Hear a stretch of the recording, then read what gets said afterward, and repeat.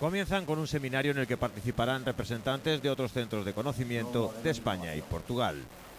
Poñer en común cal é a experiencia de centros similares o que nos pretendemos poñer en funcionamento en Ourense no resto de Estado, pero tamén en outras partes de Europa. É dicir, dende fai anos estánse levando adiante iniciativas de centros de coñecemento que, ao fondo, o que pretenden é ser centros de innovación social, non?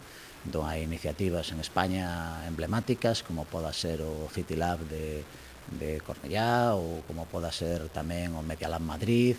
Entón, o que nos queremos é saber como funcionan estes centros dende o punto de vista das actividades que fan, pero tamén dende a perspectiva de cal é o modelo de xestión que teñen. En las jornadas, que se prolongarán hasta el domingo, se desarrollarán además talleres y charlas en las que participarán personas que fabrican cosas de forma amateur.